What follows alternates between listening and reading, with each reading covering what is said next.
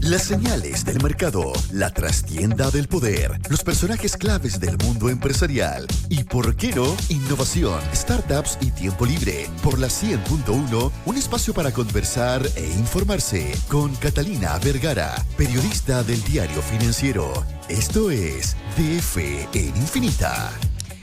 Bienvenida, Catalina, ¿cómo estás? Muchas Muy gracias. buenas tardes. Hola, Catalina. Vamos a hablar de lo que ha ocurrido, de la noticia que conocíamos hace algunos momentos respecto a la reducción de tasas que da a conocer el Banco Central, pero hacer un análisis no más generalizado de lo que estaba pasando justamente con este tema. Partamos por la noticia, claro, que se esperaba en el fondo. Bueno, sí, como tú decías hace unos minutos, el Banco Central informó que redujo su tasa de política monetaria en 50 puntos para ubicarla en un 6%.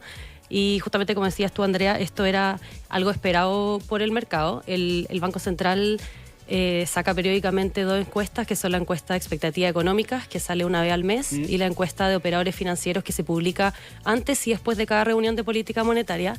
Y efectivamente cada una de ellas, los operadores financieros, analistas y economistas que participan de esta encuesta, se la jugaban con 50 puntos.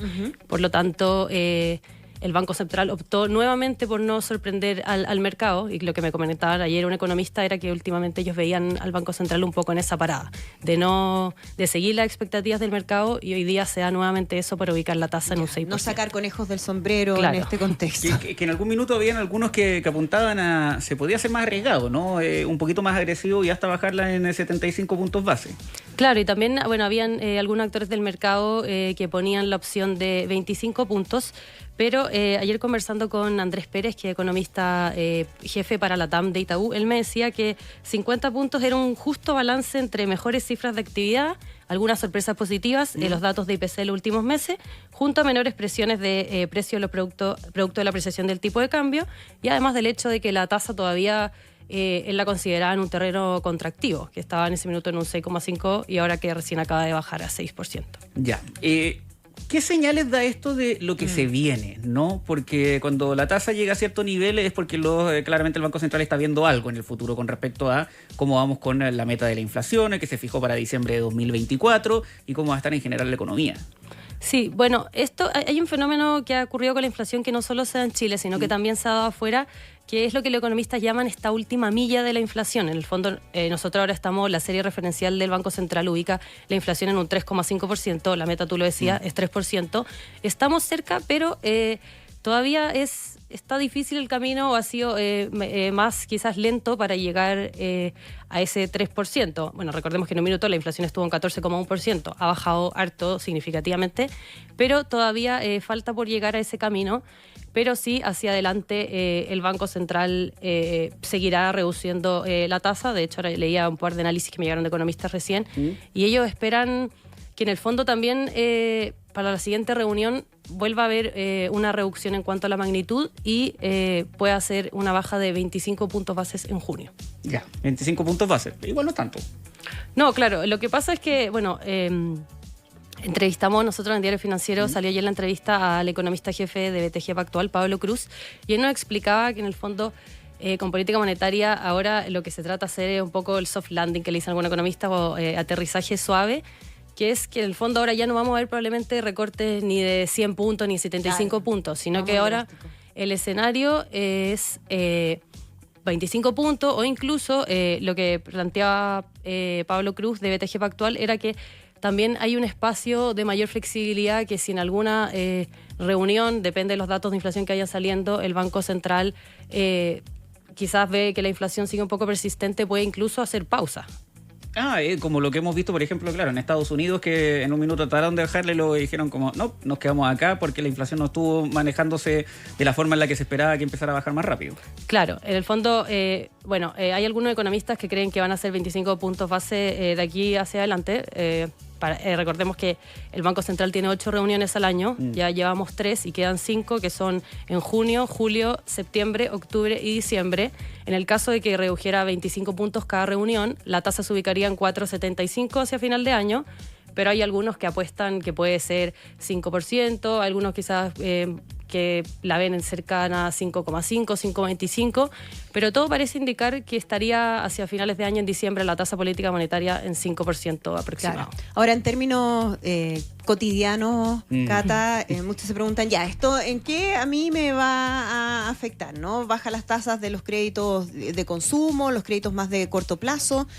¿No tiene eso un efecto directo en los hipotecarios, que es quizás uno de los temas que ha causado también ahí una lentitud en el movimiento del mercado inmobiliario? Claro, bueno, yo creo que para explicar bien esta pregunta hay que partir un poco explicando la herramienta misma, porque el Banco Central, uno de sus principales objetivos es controlar la inflación, y para ello utiliza este instrumento que es la tasa de política monetaria. Nosotros venimos de una situación en pandemia donde, si ustedes se acuerdan, estuvieron los IFE, estuvieron los retiros de fondos de pensiones, con eso llegó hubo mucha liquidez. Mucha liquidez, la gente tuvo más plata de lo que tenía y dijo, bueno, quizá que puedo comprarme un auto, puedo comprarme bienes durables como por ejemplo un refrigerador. Y el consumo aumentó muchísimo a niveles que no eran sostenibles, y con ello había mucha demanda y por lo tanto sube los precios, sube la inflación, que llegó a máximo en agosto de 2022 de 14,1%. Llegamos a 14, como que uno se lo olvida esa cuestión, pero llegamos a 14%. Sí, estuvo alta la inflación. Y ahí en el fondo lo que hace el Banco Central es que usa esta tasa que, así como, por ejemplo, yo me acerco a un banco y le pido un préstamo, los bancos le piden préstamo al Banco Central. Entonces, si el banco, por ejemplo, el Banco Andrea, ve y dice, bueno, el Banco Central subió la tasa hasta 11,25, bueno, yo también voy a tener que subir mis tasas de interés. Es una referencia. Claro, y con ello, si yo como persona voy al banco y digo, oye, las tasas están súper altas, quizás mejor no es el momento para pedir un crédito de consumo, y con ello bajan los niveles de consumo y ahí van bajando los precios, pero claro, todo esto no ocurre de manera inmediata. No. Y ahora volviendo a tu pregunta, Andrea, claro, la tasa sí ha bajado. En total el Banco Central la ha reducido en 525 puntos desde que empezó a bajar tasas el año pasado, pero ellos siempre han sido enfáticos en su discurso de que la política monetaria actúa con rezago, por lo tanto no es que la tasa baje hoy día y mañana bajen las tasas de los créditos. En el caso de los hipotecarios, como mencionabas tú, también hay otros factores que influyen, no solamente la TPM, pero sí efectivamente a medida que las tasas sigan bajando y hacia fin de año esté ya en un nivel menos contractivo, eso obviamente va a ayudar a los bolsillos de las personas. Y ahí es donde se tiene que encontrar ese delicado balance entre, claro, controlar la inflación, pero al mismo tiempo no ralentizar demasiado la economía, ¿no? Exacto. Porque, claro, suben la tasa de política monetaria para que, como bien tú describías, una persona en realidad se la piense 2 veces antes de abrir un crédito, claro, y tener más liquidez y poder comprar más, pero al mismo tiempo eso lo que hace es desincentivar el consumo.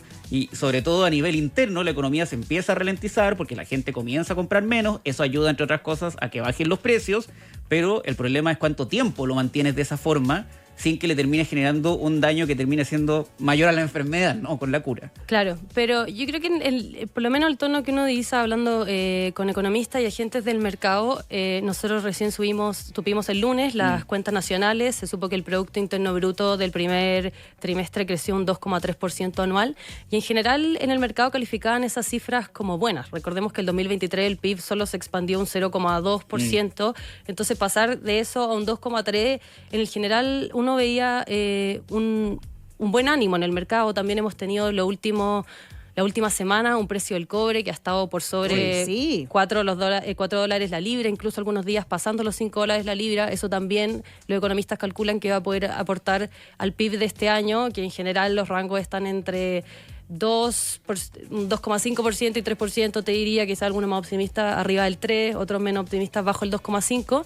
Pero en general las cifras de actividad se ven bien, por lo tanto yo creo que desde ese lado del mercado quizás no ven tanta preocupación al tener una tasa aún restrictiva. Aún restrictiva, claro, que es un poquito lo contrario a lo que pasa en Estados Unidos, donde están bien ansiosos porque hace rato que no hay modificaciones considerables de la tasa de política monetaria, la Reserva Federal, porque la inflación está siendo más rebelde de lo que habían anticipado en una primera instancia, pero claro, que haya una tasa todavía constrictiva en la principal economía del mundo pone ansioso, evidentemente, claro, no solo a Estados Unidos, sino que al resto del mundo, ¿no? Pero sí, claro, es un juego de balance entre quiero que compres, pero no tanto.